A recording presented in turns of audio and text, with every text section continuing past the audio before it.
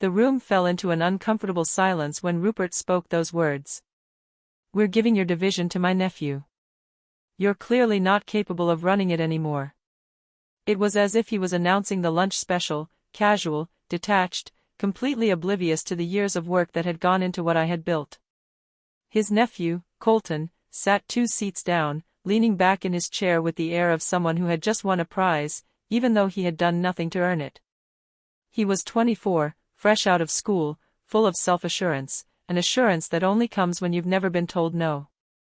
The kind of arrogance you can only possess when you've never had to work for anything in your life. I could feel the weight of every eye in the room, but no one dared to look directly at me. They were all watching, quietly, as my world crumbled in front of them. 8 years. 8 years of sweat, struggle, and sacrifice. All of it reduced to a single sentence. "Congratulations to him," I said, forcing a smile, pretending it didn't hurt. Colton nodded at me, that smug little grin on his face, as though he understood everything. "But let me take you back. Let me tell you how I got here. My name's Flo. 8 years before that moment, I was brought in to fix something no one else wanted to touch. The division I was handed was a disaster. Relationships with suppliers were broken, and half of them were ready to walk out the door. The rest? They stayed only because they were stuck in contracts they couldn't break. Rupert told me, "Fix it, or we shut it down. You've got 6 months. 6 months. I didn't fix it in 6 months. I rebuilt it. From scratch. In 2 years. I didn't just talk to people, I met them where they lived, where they worked. I went to their warehouses, their family-owned restaurants. I sat down and listened. I learned what they needed, what they were asking for that no one had bothered to hear. I met Pash, he ran one of our biggest supply operations. He looked me in the eye the first time we met and said, 'You're the 5th person they've sent in 3 years. Why should I believe you'll be any different?' I told him, 'Because I'm not here to manage you. I'm here to make sure we don't waste your time anymore.' For months it took for him to trust me. But after that, he came through every single time. Not because he had to, but because he knew I would never promise what I couldn't deliver. That was how I built all 17 of those partnerships. One conversation at a time, one promise kept at a time. By year 3, our division was outperforming every other. By year 5, we doubled that. By year 8, we were the reason the entire operation could expand into new markets. But did Rupert ever say thank you? Not once. He showed up twice a year, walked around for an hour, and then left. He didn't know the names of the people working under me. He didn't care how anything actually worked. He only saw the numbers and assumed they just happened. But I wasn't after his gratitude. I was building something that mattered. Something real. But then, 3 months before that fateful meeting, something happened that changed everything. I was having breakfast at a small diner I loved near the industrial area, quiet, good food. I'd been coming here for years. That morning, someone sat down behind me. I didn't have to turn around to know who it was. Graham. He ran our biggest competitor. We'd never met face to face, but I knew his voice. I'd heard him speak at industry events. Smart, direct, no nonsense. "You're Flo, right? From Rupert's operation," he said. I nodded, a little surprised. "Mind if I join you?" he asked. "Not for business. Just curious about something." I agreed. Graham ordered his spiced tea, and then, out of nowhere, he dropped a bomb on me. "How long do you think you have before Rupert finds a way to push you out?" I stared at him, confused. "What do you mean?" "Rupert's pattern," he said, his voice calm. "Finds someone capable, lets them build something valuable, and then gives it to someone in his family or someone who owes him. Happens every time. I've seen it happen to 3 people I know personally. You've been there 8 years, and your division is successful. You're about to become inconvenient." "Why would I be inconvenient?" I asked, genuinely puzzled. Because you know too much. People respect you more than they respect him. And sooner or later, you'll realize that you have leverage he can't control. That's when you'll become a problem. I didn't believe him at first. Thought he was trying to recruit me or get into my head. But there was something in the way he said it that stuck with me. I kept listening, and we talked more, about how things worked behind the scenes, the people who made everything tick, and how relationships were more important than any contract. At the end, Graham wrote down a personal number for me, not a business line. Just his direct contact. If I'm wrong about Rupert, I apologize. But if I'm right, and you ever want to talk, here's how to reach me. 2 weeks later, Rupert mentioned casually that his nephew Colton was finishing school soon, ready to lead something significant. That's when I knew Graham had been right. So I reached out. I met with Graham again. This time, I asked questions. What happens if certain suppliers decide to work with someone else? How hard would it be to rebuild those relationships from scratch? How can we make that transition smooth for everyone involved?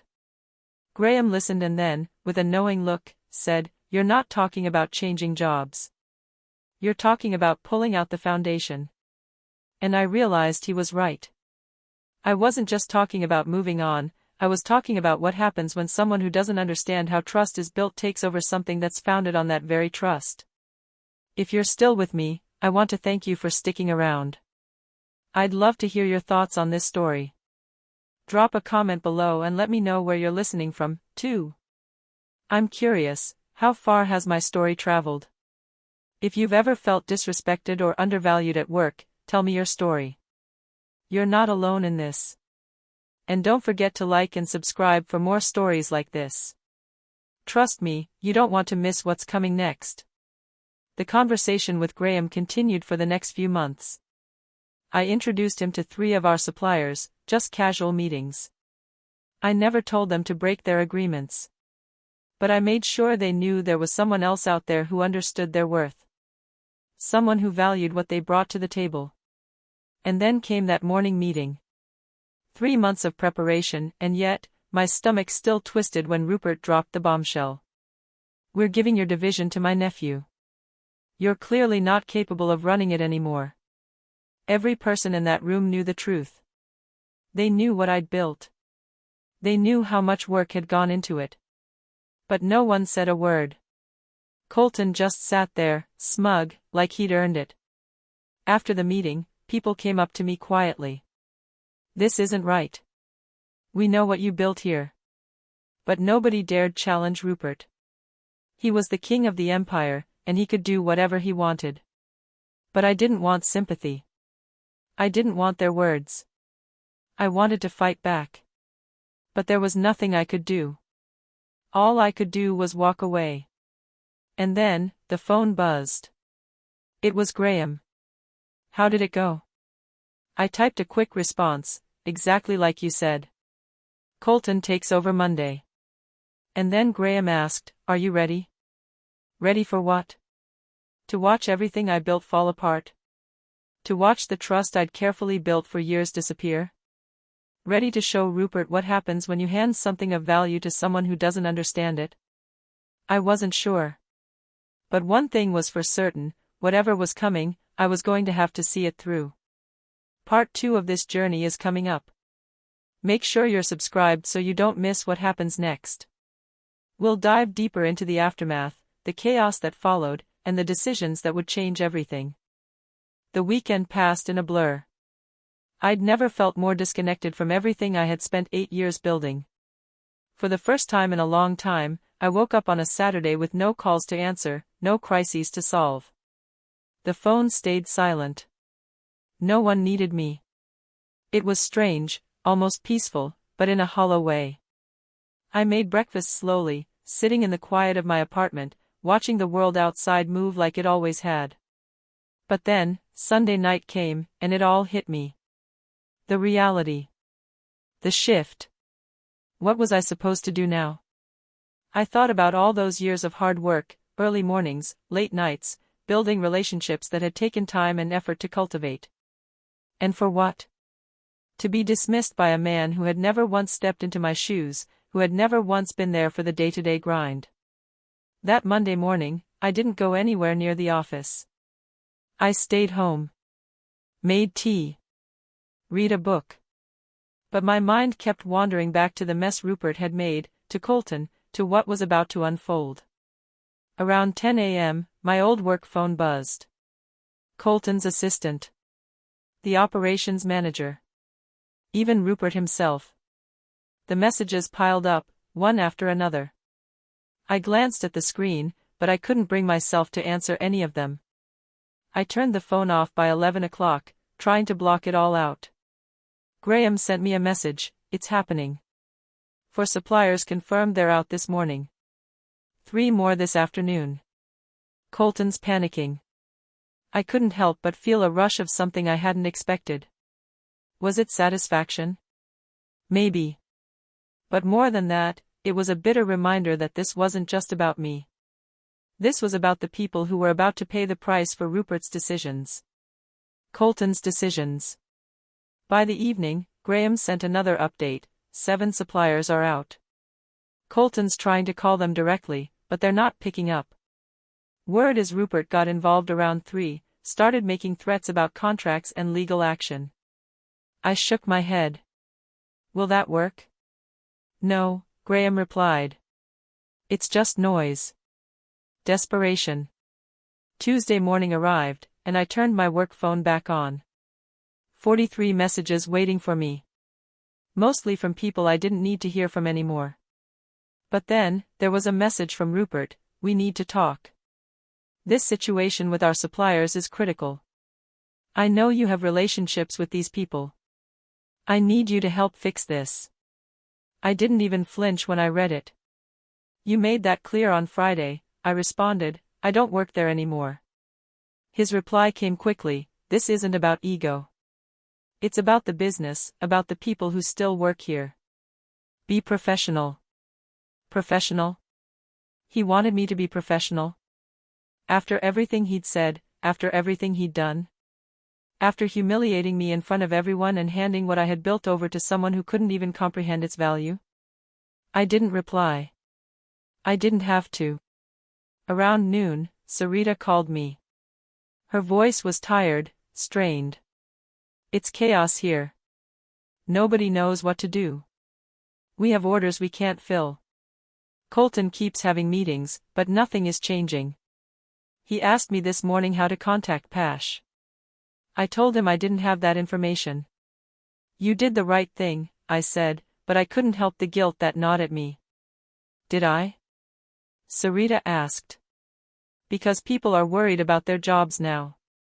If this division fails, what happens to us?" The weight of her words hit me harder than anything else. She was right. I had fought for this.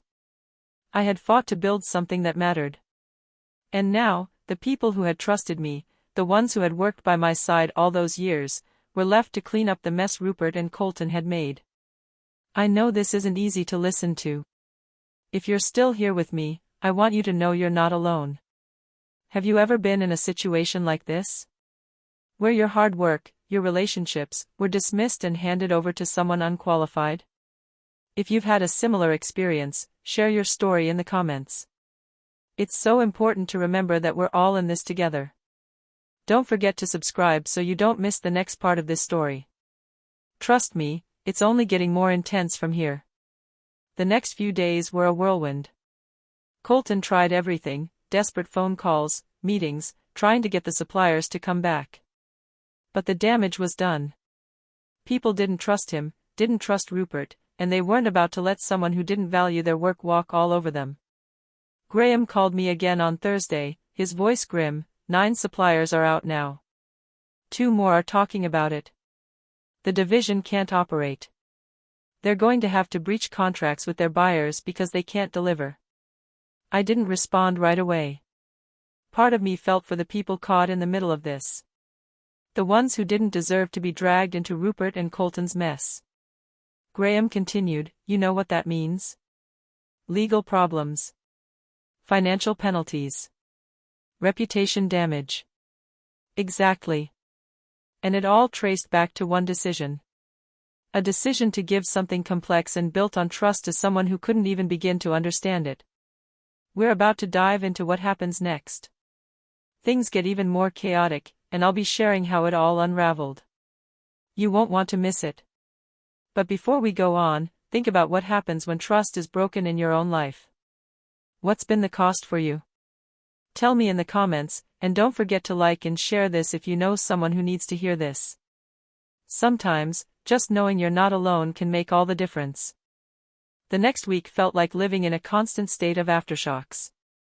Rupert's operation was crumbling, but the rest of us were left watching, waiting, and dealing with the fallout.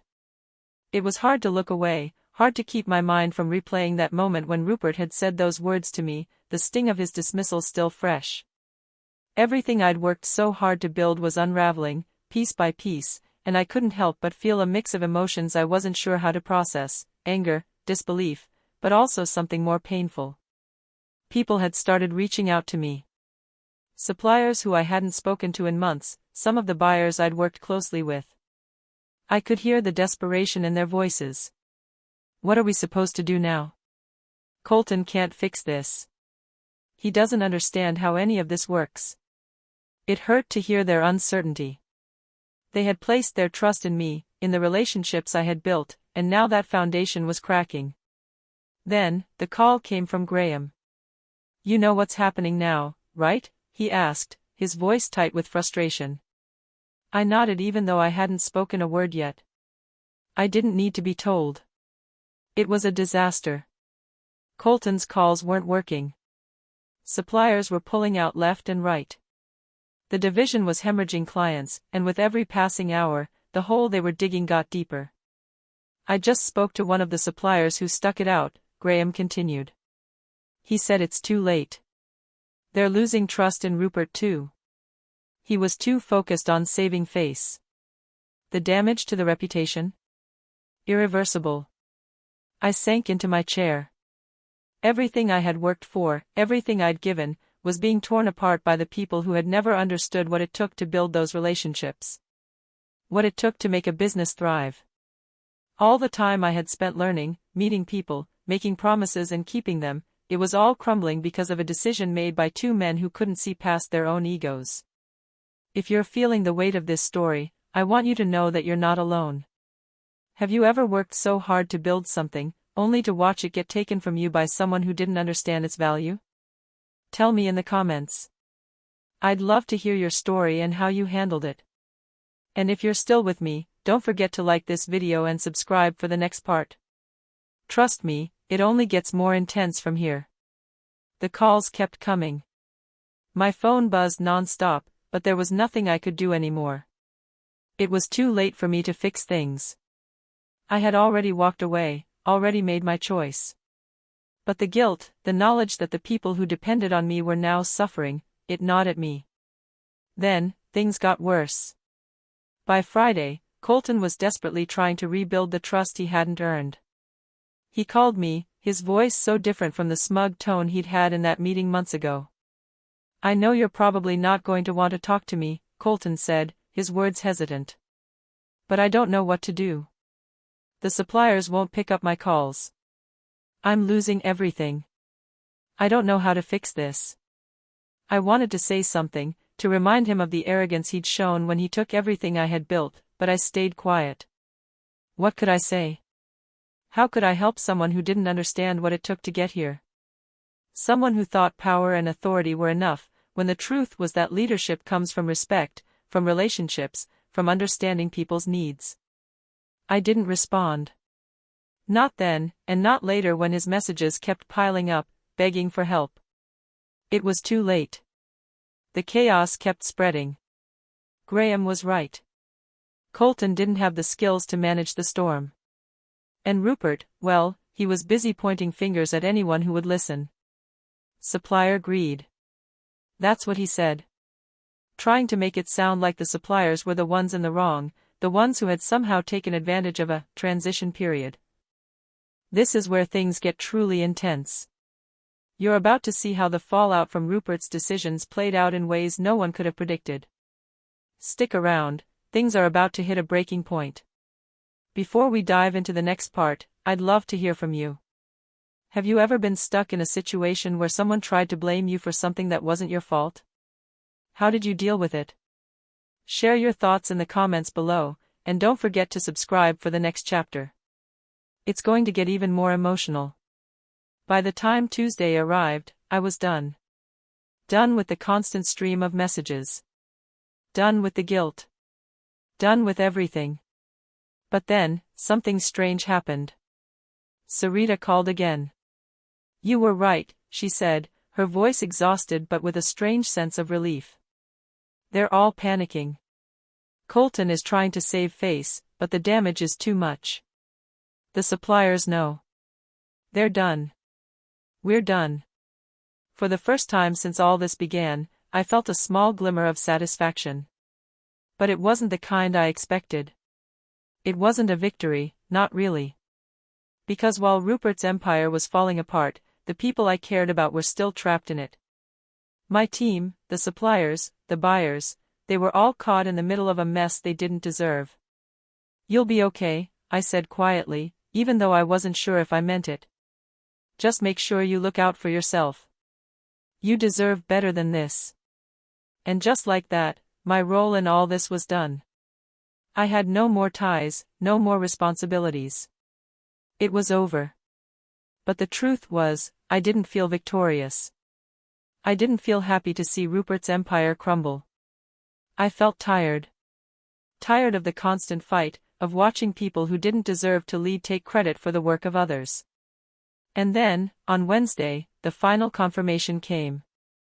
Colton was out. The division was officially restructured, and Rupert's operation began to fall apart.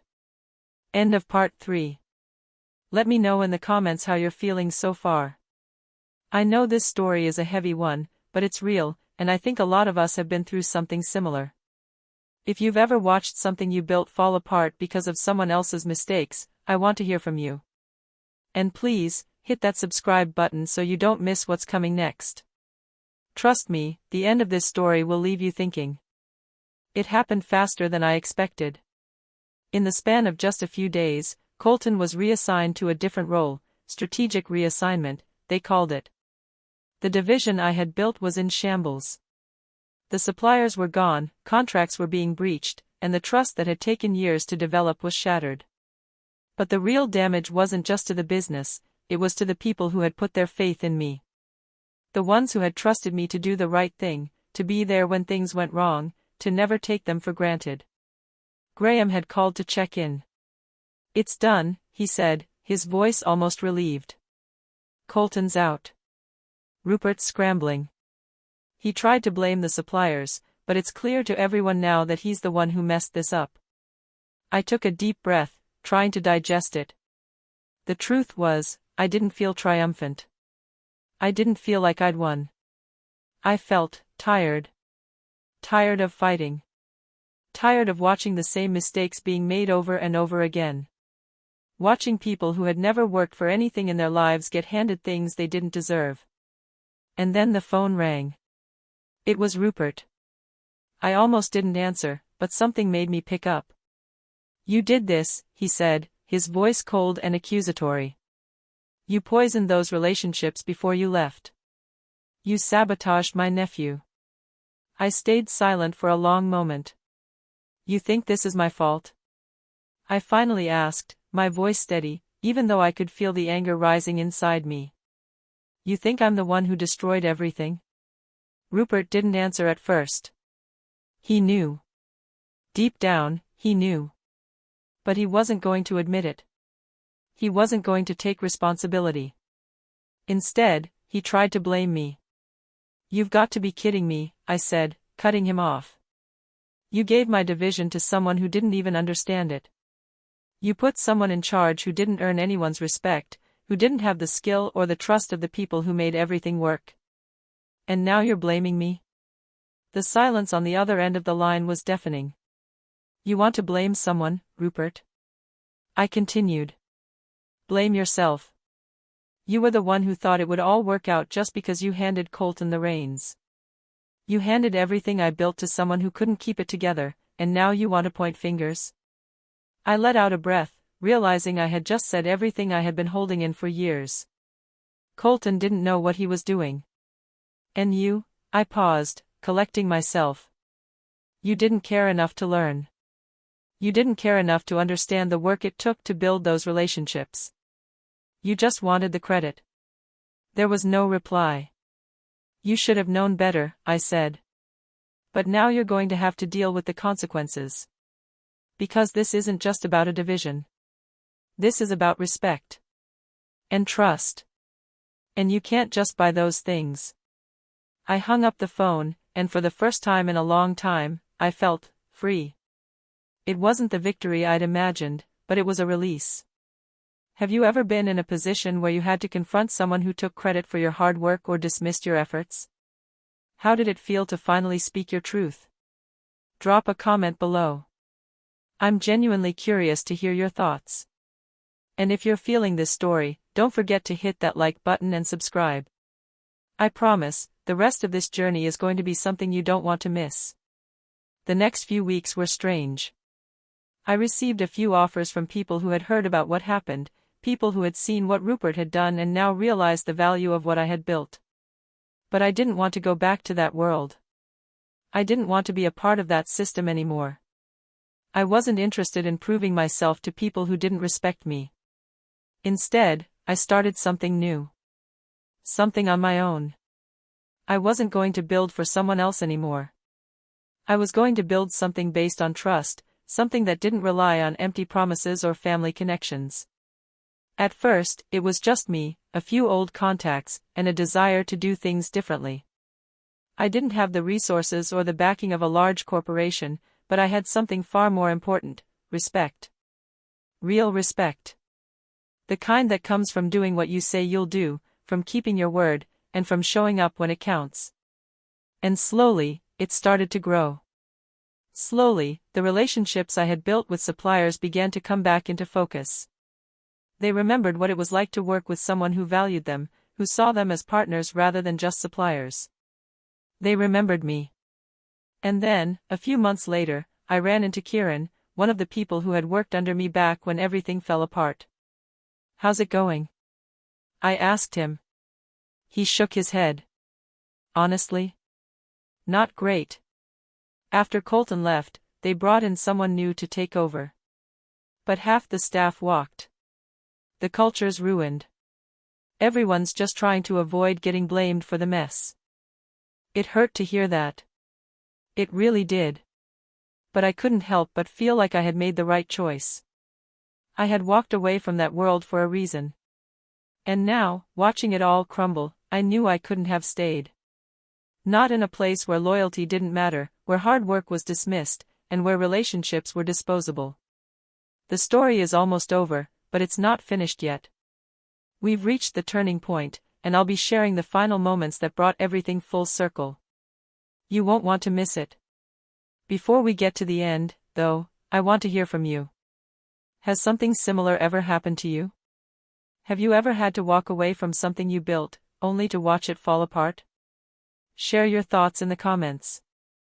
I'm all ears, and I'm sure many others can relate. And don't forget to subscribe for the final part of this journey. Trust me, you'll want to hear how it all ends. Over time, I built something new. It wasn't easy, but it was mine. Every decision was mine. Every success, every failure, it all came from me. And the best part? I was doing it on my own terms. No one else could take it from me. No one else could decide my worth or dismiss my work. And one day, about a year after everything had fallen apart, I got a call from Colton.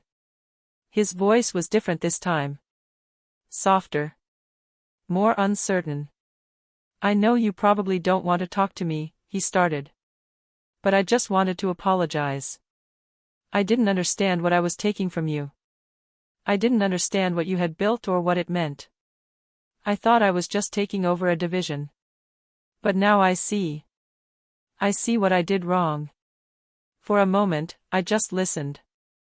"I lasted 19 days, he admitted. "I didn't get it. I didn't understand what it took to build those relationships. I was just handed something. And now it's all falling apart. I'm sorry. It wasn't an easy apology to accept, but I knew it meant something.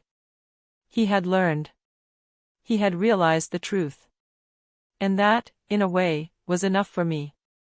I know now, Colton said, his voice quieter. I understand.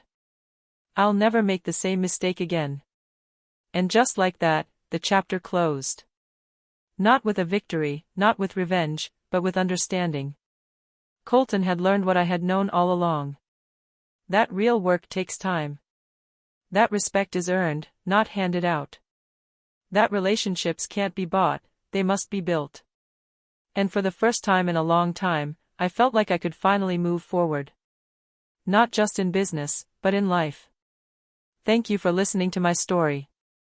It's been a long journey, and I'm so glad you've been here to hear it. If you've learned anything from this story, whether it's about standing up for yourself, valuing relationships over authority, or simply not settling for less, please share your thoughts in the comments. And remember, if you've ever faced something like this, you're not alone. I'd love for you to subscribe and stick around for more stories about standing your ground and reclaiming your life. This story may be over, but your journey is just beginning. The months that followed were a blur of hard work and new beginnings. My small operation grew steadily, but it wasn't easy. I didn't have the large resources that Rupert's empire had behind it. But I had something more powerful, genuine trust. Real relationships that had been carefully nurtured over years, and now, they were paying off. I worked directly with suppliers, buyers, anyone who understood the value of what I was trying to build. No shortcuts. No empty promises. Just solid, honest work. Slowly, I started to rebuild, though not the way Rupert thought I would. I didn't try to replicate what I had once done in his operation. No. This was different. This was mine. And I was going to make it succeed on my own terms. A few months after I'd started over, I got an unexpected call. It was from Sarita. They want to hire you back, she said. Her voice was hesitant, almost nervous. Rupert's offering to reinstate you, same position, maybe more money. He's desperate. For a moment, I felt a knot in my stomach. The offer was tempting. It would solve a lot of problems. I could go back, take the money, and pretend nothing had happened. But deep down, I knew that wasn't the answer. I looked out my window at the bustling city below. A year ago, I would have jumped at that offer. But now? Now, I had something better. I had control. I had the freedom to do what I wanted, when I wanted. And most importantly, I had built something from the ground up that I could call my own. I'm going to pass, I said softly. I can't go back to that. Not after everything. Sarita was quiet on the other end of the line. I get it. I just thought you should know. He's desperate. I know. But that's his problem now. I hung up the phone, feeling a mix of emotions, relief, sadness, and a deep sense of knowing that walking away from that world was the best decision I had ever made. If you've ever been faced with a difficult decision, one that forces you to leave something behind and start fresh, I want to hear your thoughts. Has there been a time when you had to turn down an offer or opportunity that seemed too good to be true? How did you make that choice? Let's talk about it in the comments below. And if you're loving this story, make sure to hit that subscribe button and share it with anyone who might need some encouragement today. You're not alone in navigating tough decisions, and I want to continue sharing these experiences with you. Over time, I started receiving calls from others in the business who had heard what happened with Rupert and Colton. Some offered sympathy. Others offered jobs. One woman, who ran a mid-sized operation, said, "What you did took guts. Most people would have just quit and complained. You actually did something about it." I smiled. "I didn't do anything illegal," I said, trying to keep it light. "That's what makes it brilliant." It wasn't about revenge. It wasn't about proving a point. It was about showing the truth. Showing that real relationships, real partnerships, can't be transferred like business deals. You can't just hand someone authority and expect them to magically earn respect. It doesn't work that way. Months passed, and I stayed focused on building. I expanded my network of suppliers, forged new relationships, and slowly built something that had meaning. I wasn't interested in going back to what I had. I wasn't interested in playing by Rupert's rules anymore. I was making my own. And then, one day, I ran into Kieran again. He had worked under me back when everything had fallen apart. He was out now too, and we stood on the street corner, catching up. "Things are bad, Flo," he said, shaking his head. "They brought in someone new after Colton, but half the staff left. The culture's gone. Everyone's just trying to avoid getting blamed." I winced. It was hard to hear. I had seen it coming, but hearing it from someone I cared about made it real. I never wanted that for them. They deserved better. But at the same time, I couldn't change what had happened. It was out of my hands now. "I'm sorry you got caught in that mess," I said quietly. "Don't be," he replied, a small smile tugging at his lips. "You didn't create this mess. Rupert did." We stood there for a moment, letting the weight of it settle between us. There was no going back, no fixing what had been broken. But we had learned something. We had learned that loyalty and trust are not things you can take for granted. They're things you build, every single day. This story might be wrapping up, but I want to know, have you ever found yourself in a situation where someone tried to blame you for something out of your control? How did you handle it? Share your story in the comments. I'd love to hear how you navigated those tricky waters. Don't forget to subscribe for more stories. I'll keep sharing what I've learned and the lessons that have helped me along the way. And trust me, we've got more to talk about. One day, I sat down with Graham for breakfast again. It felt different this time. I wasn't trying to fix anything.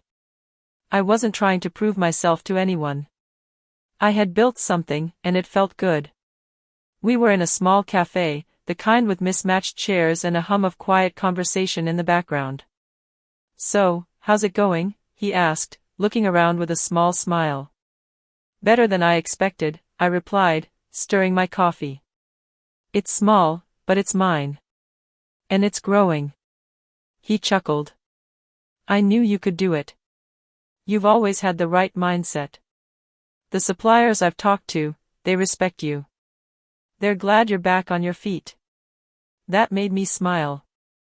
It was all worth it, in the end. It wasn't about proving people wrong.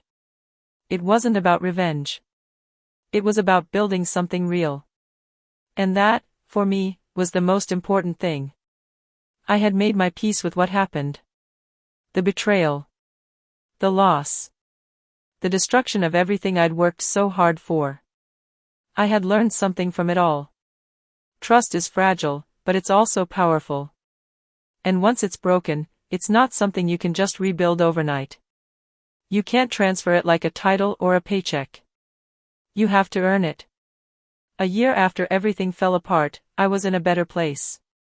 The small operation I had started was thriving, slowly but steadily. I had built relationships that were stronger than ever, and I knew I had made the right choice. Thank you for sticking with me through this journey. If you've learned anything from this story, whether it's about the importance of trust, standing your ground, or moving forward after a setback, I'd love to hear your thoughts. Please, share them in the comments. And remember, you're not alone. If you've ever faced a similar challenge, or if you've learned to rise above tough situations, I'd love for you to subscribe and join me for more stories about resilience and growth. Sometimes, the best way to move forward is to let go of what's holding you back.